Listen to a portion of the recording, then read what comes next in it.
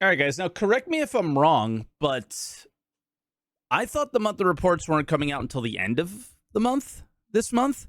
And yeah, we got them what I feel like was earlier. So I'm pretty excited for this. We have the November and December monthly reports. And this is, I don't know. I think it's going to be good. I haven't looked at these. I know that I've had some hints that we do need to look at certain things. So I'll be a little bit more like looking intently at stuff. Right away, one of the things that I want to ignore usually is AI content. But this sticks out to me right away, which I think is funny. In the meantime, they revived the civilian behavior. This involves basic AI usables, such as chairs, seats, and rails. So we're still talking about them standing on chairs, right? Oh, and then this too. Voice packs and behaviors were updated for the hawker, vendor, admin, and bartender AI across different stations and landing zones. Now NPCs will have proper voice packs assigned with them with their behaviors triggering lines correctly. So the who wants some noodles guy at Pyro probably triggered this being a priority, would be my guess. They fixed security AI bugs in Lorville's transit area. Yeah, actually, security AI in Lorville's transit area have always been a little bit weird. And Squadron 42's engineer and security behavior. Okay. And then features. They literally say the infamous standing on chairs issue, AI have been slow to react, doesn't have a single cause, but highlights a range of issues that appear to manifest as the same problem. Each cause needs to be individually investigated and a solution proposed. And this is actually in relation to combat behavior. So this is touching combat behavior. And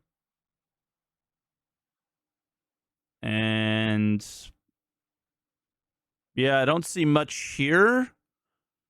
The Alpha 322 release, AI features worked on several causes of slow reacting AI, including fixing certain issues. I've only seen slow reacting AI in the PU, in 322 and 322.322A PTU. So I don't think we've achieved the ultimate goal here just yet. So yeah, and then they also are having fixing issues with replication layer stuff related to AI, which I think is what a lot of this year might end up being. Replication layer, server meshing, having the existing content work properly with that.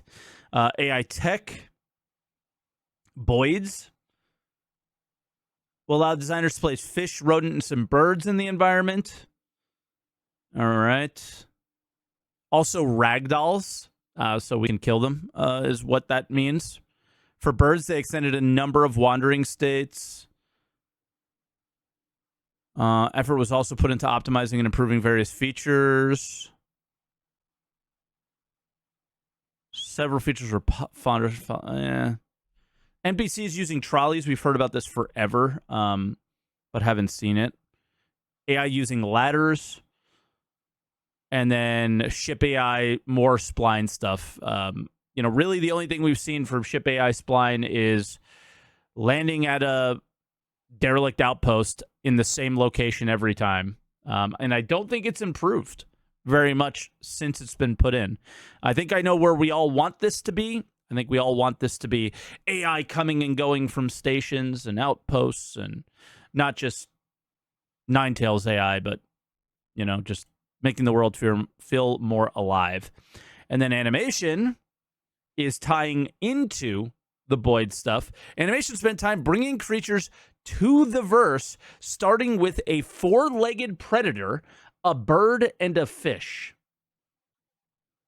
Now, are those Boyds? Or are those animals? Like, is there a difference? I'm not sure. Because the four-legged predator was not mentioned in the other sections. The birds and fish were.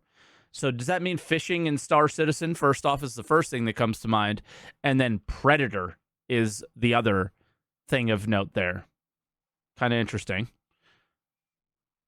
Yeah, well, exactly. Those cows are hostile. They didn't mention the cows or the space whales that they've already apparently put into the game. So this is, will they come with those as well? I don't know. Whenever we do get them. So it sounds like in some patch this year, we'll see this. Will it be 323? Maybe. Probably not. Maybe on the little Boyd's side. But yeah, probably somewhere this year. Character art. Oh, this one pisses me off, I think. Character art completed the legendary Duster outfit and the racing flight suit helmet. They continued working on the racing flight suit itself and prepared an outfit for subscriber flair. So this is just character art. This is the character art section. I don't know who deals with like what it actually means to be a legendary Duster outfit, right? And I hope we see something about that later in the report, but something tells me we won't. So. Yeah, because the Duster outfits, give it a 1 out of 10, chat. For me, it was a -1. They just didn't hit the way that they kind of sold them at CitizenCon so far. So for me, it was such a point of excitement, and I was so disappointed in how they came out. Ship art, the RSI Polaris passed its white box review gate and progress into gray box phase, where all the surface modeling and animations will be completed. I guess this is where it'll spend the most time. That was pretty quick, though. Emphasis was on modularity for the interior to improve reuse and scalability. Work started on the gold pass of the Aegis Saber Raven. What? The only reason I think that would be a thing is because they've already done the Saber. And then if you guys remember, last week we had the sneak preview for the Zeus. So maybe they're white boxing the Zeus now that they've already gray boxed the Polaris. I don't know. So that one's interesting. And then Gaktak Sulin stuff. Yeah, that one's really weird about the Saber Raven, but okay. Community is we're so great. The community team's so great. I like to look at these to find any funny stuff or any people that we actually know. Where was this one? This is Ireland. The only thing I could see is I'm like, what is this guy looking at? I think he's looking at this guy. That would be my guess. Oh, and then there's another one. Same thing. And these people are totally not a part of it and are very uncomfortable. Team worked on player experience section to highlight the test universe champions. Yeah, they need to continue that. I think that's like one of the things that hopefully will help improve PTU testing, but I don't think so. And yeah, don't see much there. This is different colors of Duster armor, which looks like subscriber stuff to me. Oh no, this is an image by Shock. Okay, so these are actually all in the game already. To be honest, I gave up on this stuff because it was so disappointing. Ooh, economy. All right. November, December saw the economy team finish price balancing on armors and vehicles.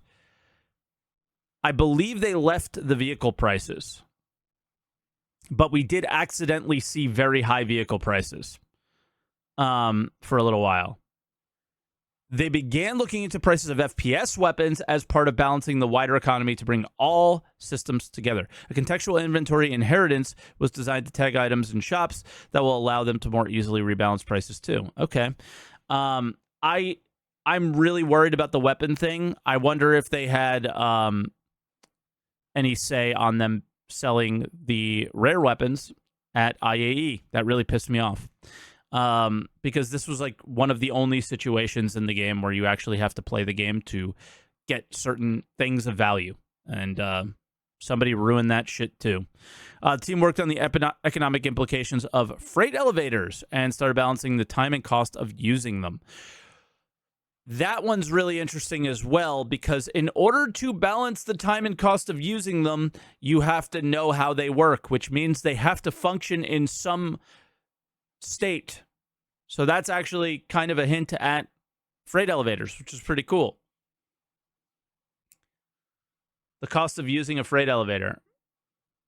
I think what they... Oh, interesting. Yeah, I think what they mean by that is, and the reason I glanced over it is I think it's pretty obvious, is you can choose to... First off, I'm sure there'll be a cost of having the a certain amount of cargo there. Second, I think that there's going to be cost of loading up your ship automatically instead of manually.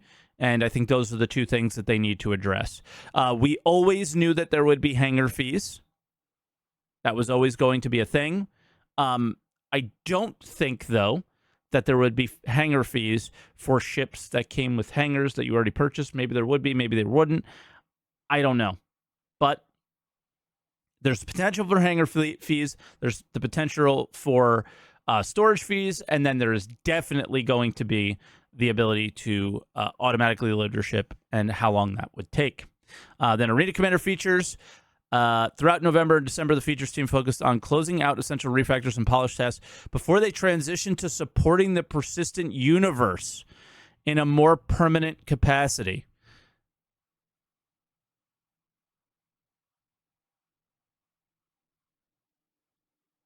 What? In a more permanent capacity. We know that they did, because DJ said it in chat. We know that they did the content for the F8C. I mean, DJ's here. So what I got to ask him. We know you've already done some content in the PU. What does this mean for Arena Commander? Because I think you're being moved over to the PU because you've done a good job with Arena Commander to take it and lift it up from the dead. I think I play Arena Commander now more than I play the PU. But this was my biggest concern with making an Arena Commander team, is that it was just going to be left to die like it did before, because they pulled people from Arena Commander to the PU. This happened before. It's happening again. Are you going to, because it says in a more permanent capacity, are you still going to be focused on the PU or on Arena Commander? We don't have Theaters of War yet. I don't think DJ can answer this one, but to me, this all but kills Theaters of War. Gun Rush, everything. It's hit a level of, I want it to do better, and it's hit a level where I want to enjoy Arena Commander and I want it to be better, and that's because of the awesome work that this team did. But the work's not done yet. The work is not done with Arena Commander. It needs so much more to reach the potential that it should be at. And this part of this bums me out, and part of this excites me because they're a good team, and the more good teams on the PU, the better. But we'll see if he responds or not in chat. I don't know if he can or if he can't. Engineering completing work on Kill Collector. I don't know if this was in an Evo patch or in a PTU. I can't remember, but I remember hearing about it. Focuses on now on the PU, and you know me, I'll protect Arena Commander with my life, but they need us on the PU. Jesus Christ. Okay. Damn, dude.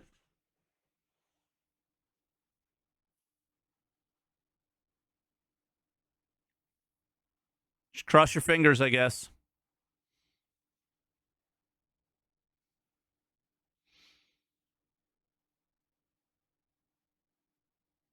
Yeah, we're gonna do a moment of silence.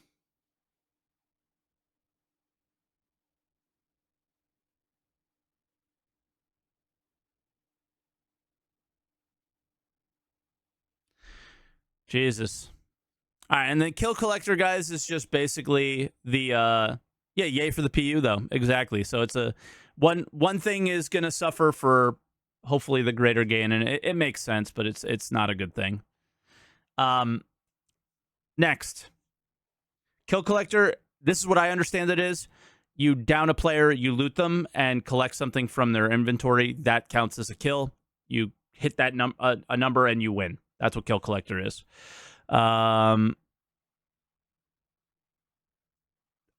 Dude, I read this as engineering, like engineering gameplay, not their engineering side of the team. This will enable them to deliver improved performance to the module. Okay. They're going to be able to add Arena Commander locations or PU locations to Arena Commander more easily.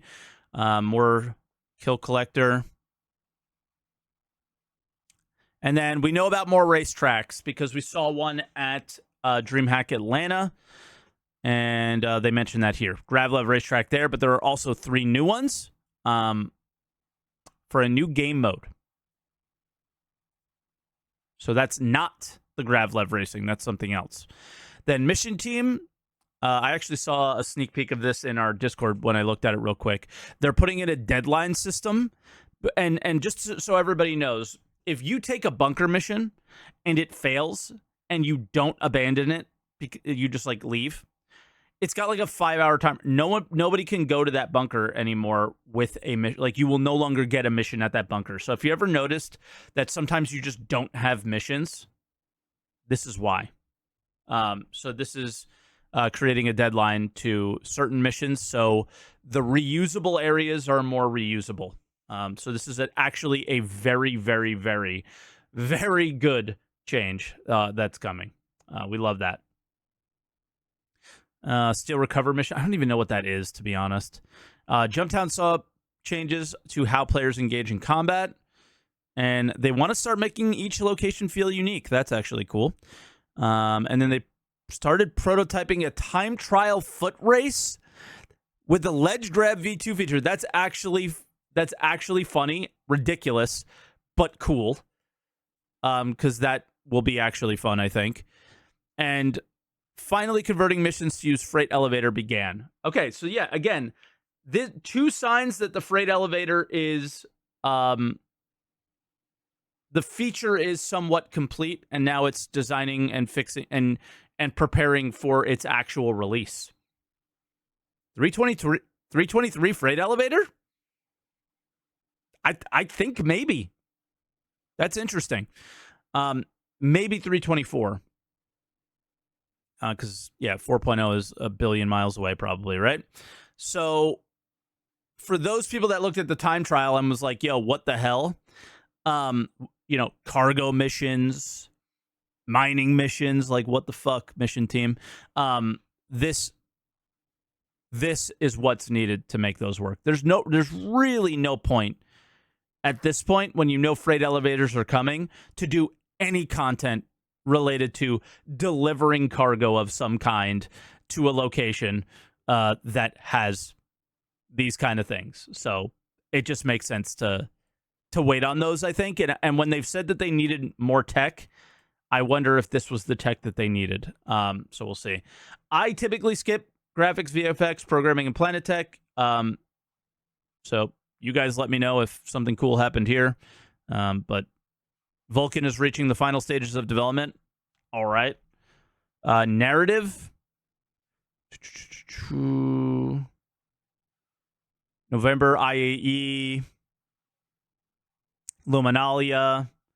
Okay, looking ahead, the team planned on upcoming work for the PU, including new missions that will be more narratively focused, and discussed how best to utilize guilds and factions as players progress and earn reputation. Very interesting. Okay, so now it sounds like reputation is coming along, so now they need to plan out missions that will work with it. So that's also very cool. Time is also dedicated to improving generalized NPC voice packs, which we saw earlier. Okay. While still manageable for the scope of Star Citizen. All right. R&D seems to always be clouds. Then we saw upsampling mentioned here. Ground fog. This is all stuff that was mentioned to be in 322 at CitizenCon that didn't make it in. So, okay. Get going, boys. That's how I see. That's what I see there.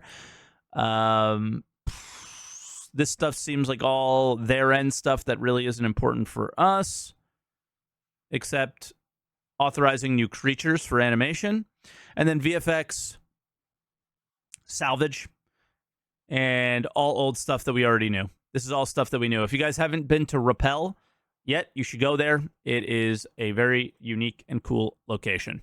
But outside that, that was the monthly report highlights. Freight elevators seem very, very far along. The Arena Commander team is... What the hell is their name going to be? They're moving to the PU.